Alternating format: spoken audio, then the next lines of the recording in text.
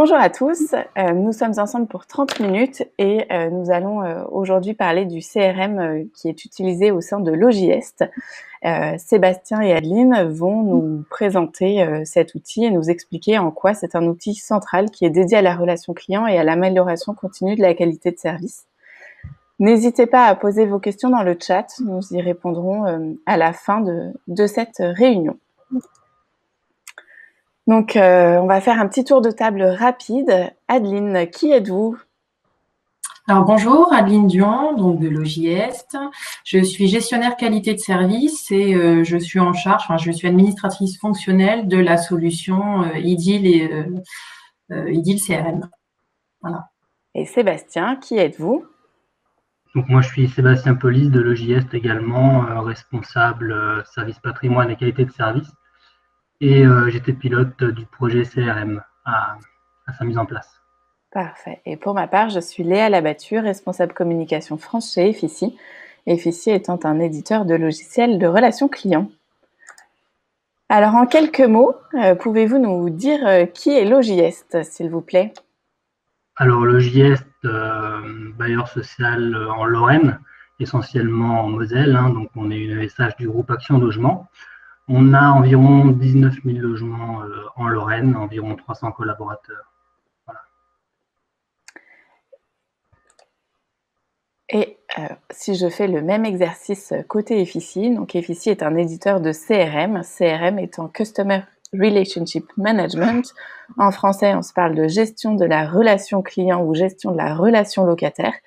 Et nos enjeux sont d'aider les bailleurs sociaux à gérer leurs contacts dans une base unifiée et centralisée, de vous aider à mieux louer, mieux vendre vos biens, à améliorer votre qualité de service, à digitaliser votre relation client. Les enjeux sont assez nombreux et on compte parmi nos références de beaux logos que vous voyez affichés sur l'écran. Alors si on rentre un petit peu dans le cœur du sujet de notre conférence, on a segmenté cette conférence en plusieurs parties. Si on parle un petit peu de cette partie contexte, quel était le contexte chez Logiest avant de lancer votre projet CRM et quels étaient les objectifs d'un tel projet? Alors, par rapport à Logiest, on était en 2015 et on se posait la question d'une réorganisation interne du pôle client. En fait, on avait des enquêtes, on avait des résultats d'enquête de satisfaction qui étaient stables, mais qui n'étaient pas conformes à nos espérances. Donc, on a décidé la direction à l'époque a décidé de réorienter la stratégie vers une amélioration de la qualité de service. Donc, on s'est posé un certain nombre de questions en interne.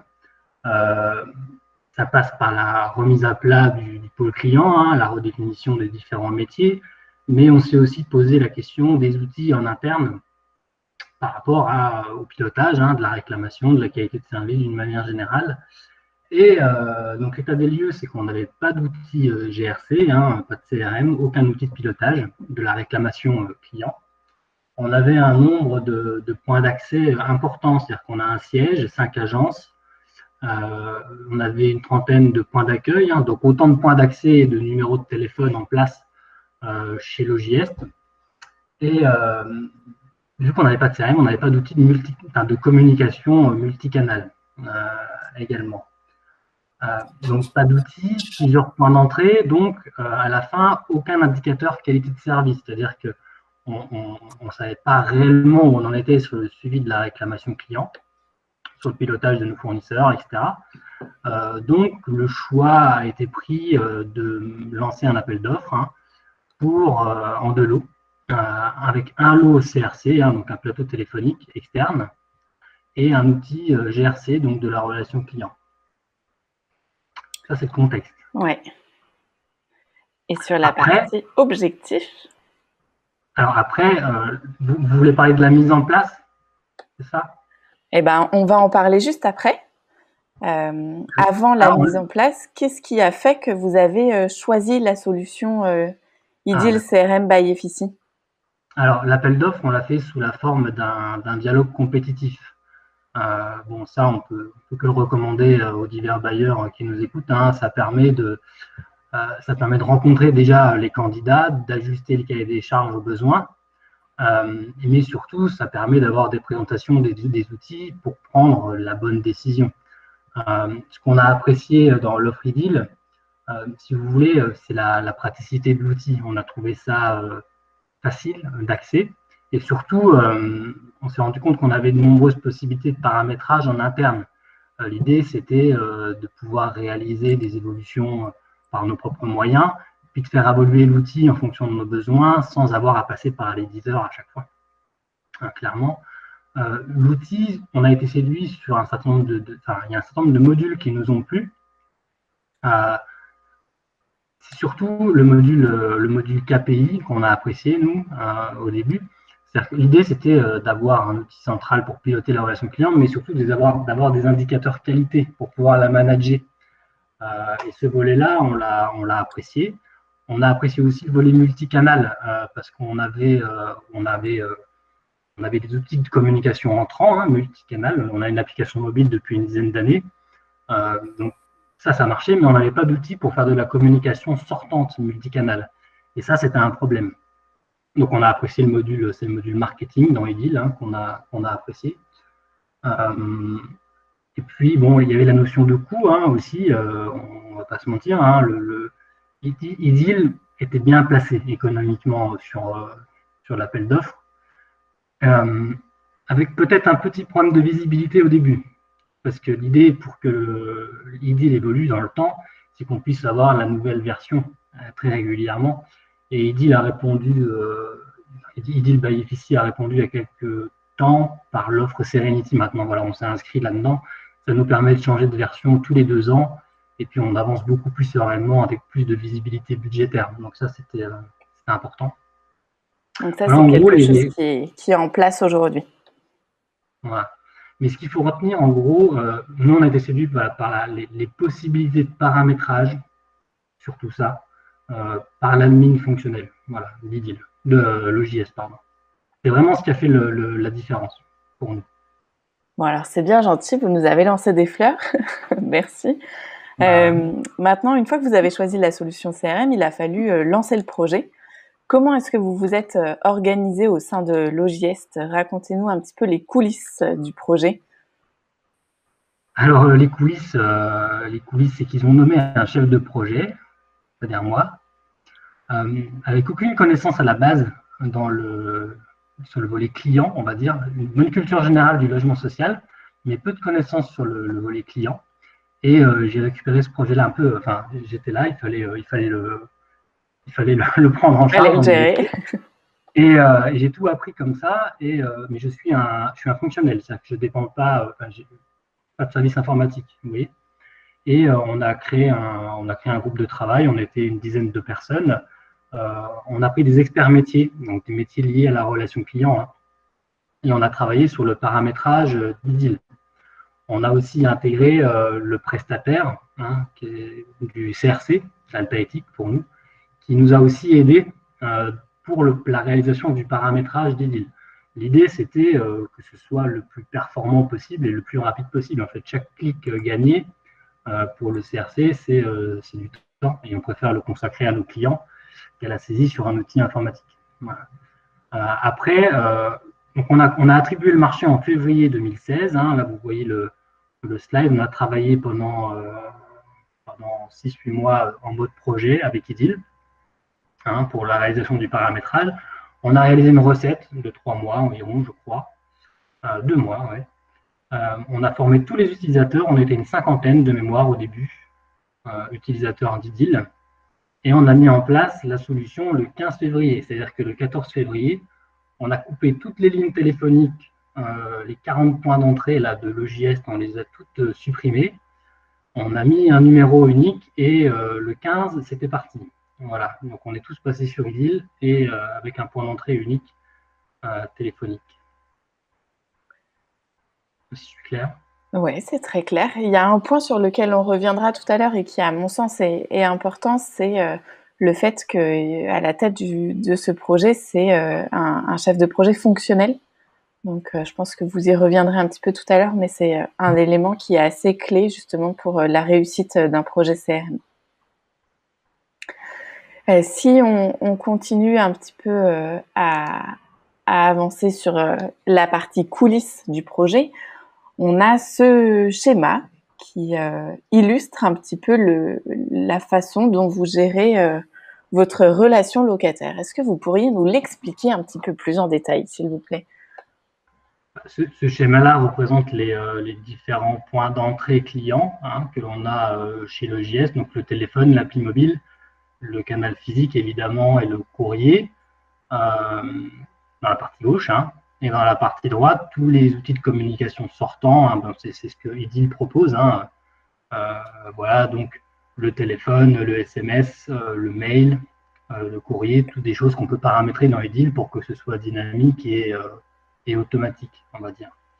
Après, Edil, si vous voulez, il est central dans la relation client parce que tous les métiers chez le JS, enfin une grande partie des métiers utilisent Edil. C'est-à-dire que toute la donnée, tous les échanges liés à la réclamation client sont centralisés dans Edil.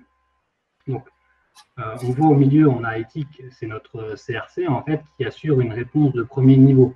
Dans Edil, bon, vous avez des scripts, des procédures, différents types de demandes qui permettent de responsabiliser le CRC et de lui donner des catégories de demandes pour lesquelles il est en charge et il est responsable de ces demandes-là, il a la connaissance.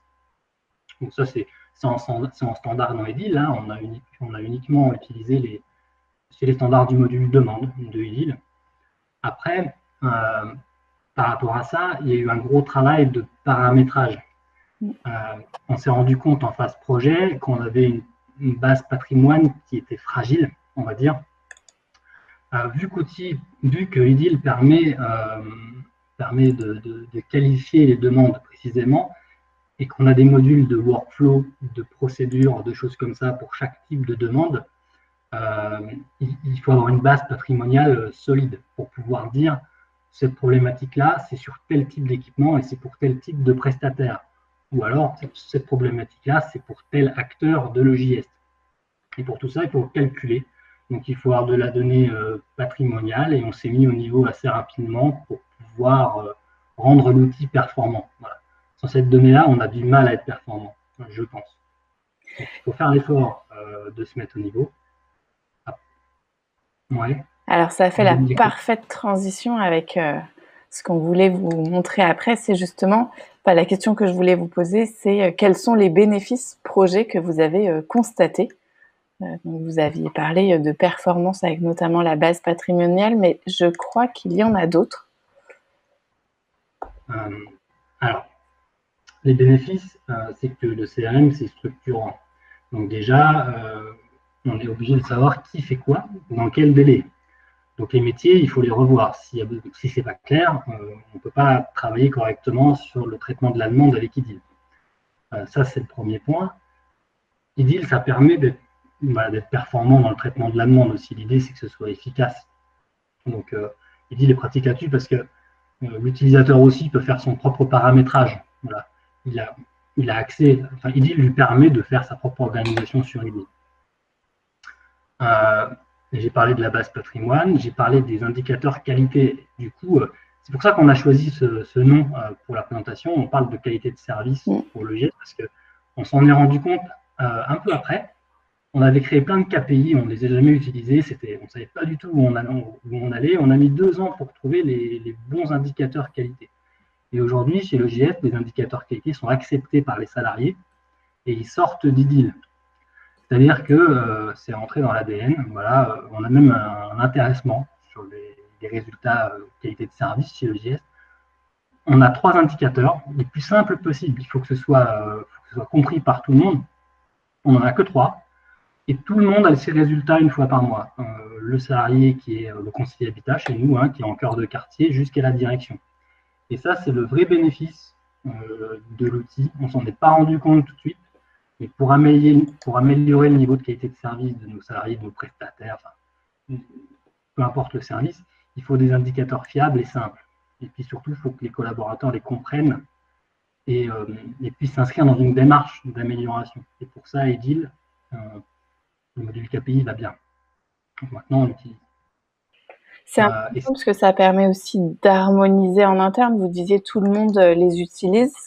C'est basé sur la même source et tout le monde a les mêmes façons de les lire, ces indicateurs. Oui. Et puis, vu que l'outil calcule, si vous voulez, la personne en charge, c'est la bonne à chaque fois. Et puis, il a son indicateur pour progresser. J'ai quelqu'un qui pose la question, les 3 indicateurs, moi, je vais les dire vite fait. On a un indicateur sur la sollicitation, c'est le nombre de demandes du secteur, ça permet de suivre l'évolution.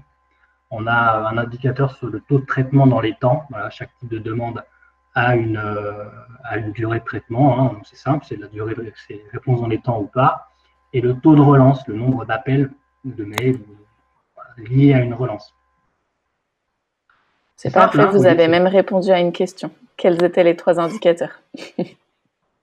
Je l'ai vu, du coup j'en profite. Non, c'est intéressant. Enfin, vous voyez, ils sont simples, alors qu'au début on en avait énormément. Et je termine sur les bénéfices par rapport au volet prestataire. Alors, on est dans une démarche aussi, nous, avec Intent, pour connecter, pour qu'on ait des échanges de données, etc. On n'y est pas encore. On utilise IDIL, nous, pour calculer des équipements techniques et des fournisseurs, et pour communiquer avec eux dans le cadre d'une demande. Voilà. Si j'ai une problématique, je communique avec mon fournisseur, mon prestataire, avec IDIL, et toute l'information est concentrée dans IDIL. Le contexte reste dans IDIL. Donc toute la donnée est au même endroit. Et on travaille avec nos fournisseurs comme ça. Ils sont obligés de répondre sur IDIL aux échanges. Donc on pilote nos prestataires aussi et on les challenge par rapport à ça. Sur les bénéfices, j'ai à peu près tout dit. Mais voilà, le résultat final, c'est la qualité de service et les indicateurs pour s'améliorer. Et ça marche.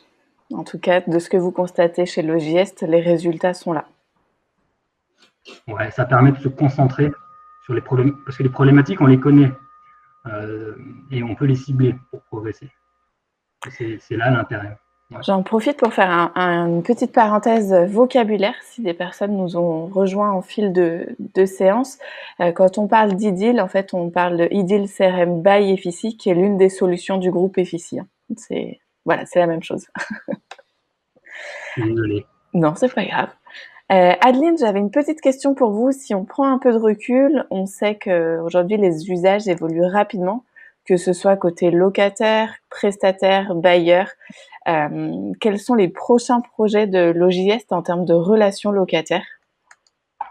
Alors pour les locataires, en fait, on envisage avec notre extranet client de faire remonter comme information depuis le CRM tout ce qui est suivi de demande. En fait, le client, avec son espace, que ce soit sur l'application mobile ou alors depuis son espace locataire sur le site Internet, puisse suivre l'évolution de sa demande, où elle en est, avoir plus de réponses et plus de transparence au niveau du traitement de la demande. Donc ça va être une des… Voilà, favoriser l'échange, mais cette fois vers le client, plutôt qu'à l'inverse, souvent c'est le client qui vient vers nous. Donc là, voilà, il aura directement… son suivi de traitement de sa demande. Après, sur le volet prestataire, en fait, on avait déjà commencé par rapport au suivi de nos prestataires. On a commencé les évolutions, c'est-à-dire que maintenant, pour le suivi, on fait remonter comme information dans le CRM tout ce qui est en lien avec les visites d'intervention, que ce soit dépannage ou visites annuelles. Et notre projet, ça serait de continuer justement ces échanges et pouvoir mettre à disposition les bulletins d'intervention. Voilà, pour nos collaborateurs, au moins, en se connectant, on a directement les informations et pas aller forcément sur les plateformes des prestataires pour aller chercher l'information. On a l'information beaucoup plus vite. En fait, on est beaucoup plus efficace et plus rapide dans la réponse. Voilà. Donc ça, c'était le côté client et côté prestataire. Ok. Et on a aussi prévu, donc là c'est un autre contexte, d'intégrer toute la gestion de l'astreinte, Logiest. C'est-à-dire que tout soit centralisé sur un même outil, donc le CRM, IDIL CRM, pour pouvoir organiser toute cette gestion d'astreinte sur l'outil. Donc ça, c'est une évolution également envisagée et qui va être prochainement mise en place. Et on envisage aussi pour cette année d'étendre les accès à d'autres métiers de la relation client en fait en interne. Pour le moment, tous les acteurs logistes n'étaient pas concernés. Certains acteurs en fait venaient comme en second plan, c'est-à-dire que s'il y avait une demande, on envoyait un mail au collaborateur qui, de son côté, allait traiter la demande, allait recontacter le client, mais il n'y avait pas de traçabilité au niveau du suivi de ces demandes. Et en fait, demain, il y a d'autres acteurs de la relation client qui seront utilisateurs pour justement avoir vraiment une centralisation des demandes, des échanges, et que tout le monde, tout le monde ait le même niveau d'information par rapport aux clients et à leurs demandes. Avec un outil central, du coup, qui est le CRM. Voilà, c'est ça. Tout soit centralisé sur le CRM, tout à fait. Ok. Et on envisage peut-être à long terme, hein, on se laisse une possibilité de créer, pourquoi pas, une passerelle entre IDIL et notre ERP, notamment pour la génération des bons de commande. Et ça, on va dire que c'est un projet à plus long terme. Voilà. Mais ça reste dans un petit coin de nos têtes. Très bien, merci. Le temps file, donc on va passer à la dernière question. Si vous deviez partager quelques conseils avec les bailleurs qui nous écoutent aujourd'hui, pour ceux qui souhaitent s'équiper d'un logiciel de relations clients, locataires, prestataires, quels seraient les conseils que vous aimeriez partager? De ne pas avoir peur, de ne pas se fermer de porte volontairement. C'est que nous, au début, il y a certaines fonctionnalités d'IDIL, on s'est dit, bon, non, le multicanal, on verra, enfin, pas tout de suite. Et un an après, on a tout ouvert. Hein. Faut essayer de rester dans le standard. Il faut utiliser le plus de fonctionnalités possible.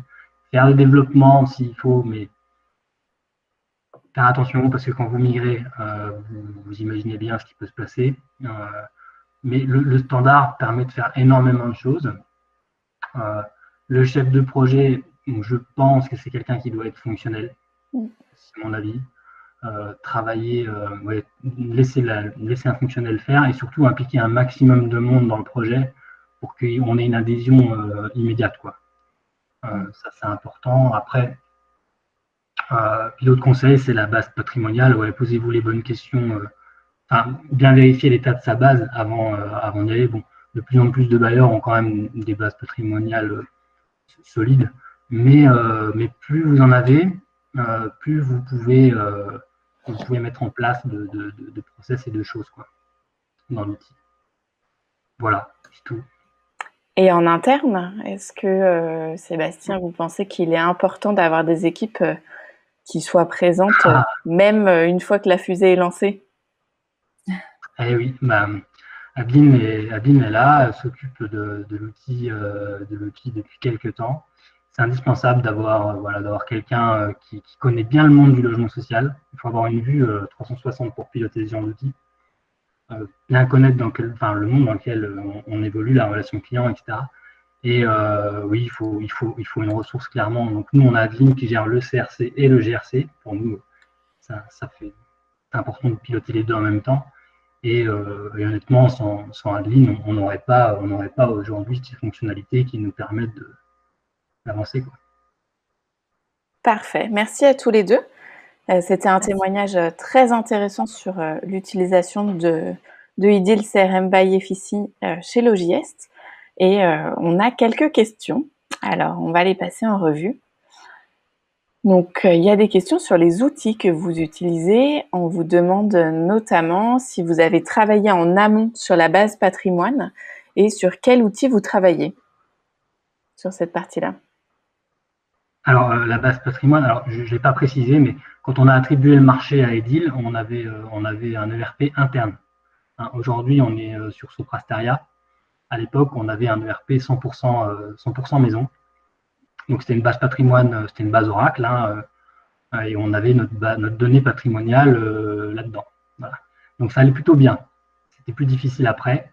Bon, il faut savoir faire, hein, on y arrive. Hein. Maintenant, on a la passerelle entre Soprasteria et Edil. Hein. Mais voilà, c'était facile, on avait notre base patrimoine. Ouais.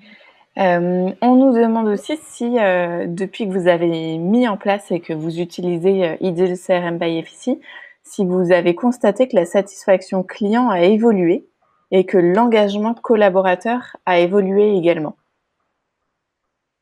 Alors, la satisfaction client a évolué. Pas, on n'est pas là où on voudrait être encore. Par contre, c'est croissant. Ça évolue en permanence à la hausse, donc c'est une bonne nouvelle. Après, par rapport à l'adhésion, aujourd'hui, c'est parti. C'est dans l'ADN. Les collaborateurs, c'est les conseillers habitat chez nous qui sont vraiment encore de quartier qui pilotent la relation client. Ces gens-là ils se challengent eux-mêmes sur les chiffres. Hein. Ça, c'est parti, ouais. Et est-ce que vous disiez aussi tout à l'heure, Sébastien, sur l'implication des opérationnels et des fonctionnels dans la mise en place du projet permet aussi de faciliter et de simplifier l'adhésion des équipes, puisque c'est un outil qui répond réellement à leurs problématiques quotidiennes. Ouais. Et puis aussi, moi je rajouterais en cours de vie de l'activité, en fait, ne pas hésiter à revenir vers les équipes de terrain pour voir si eux non plus n'ont pas d'idées pour améliorer, vu que c'est eux qui l'utilisent au quotidien. Voilà, qu'il y ait peut-être des pistes d'amélioration, des développements à faire sur le logiciel. En fait, pas hésiter à revenir vers les équipes utilisatrices pour recenser les besoins et faire le nécessaire pour adhérer, enfin, pour progresser au niveau de la satisfaction des équipes aussi. Parfait. Merci à tous les deux. On a fait le tour des questions, a priori, donc n'hésitez pas, voilà nos coordonnées. Si vous souhaitez nous contacter, nous sommes à votre disposition. Un grand merci Sébastien, un grand merci Adeline d'avoir accepté de partager votre expérience sur le CRM pour cette conférence. Et voilà, on espère que vous avez appris plein de choses. N'hésitez pas, en tout cas, si vous avez des questions, on est à votre disposition par mail. Et on vous souhaite un bon après-midi sur Digital Habitat et un bon week-end de Pâques pour ceux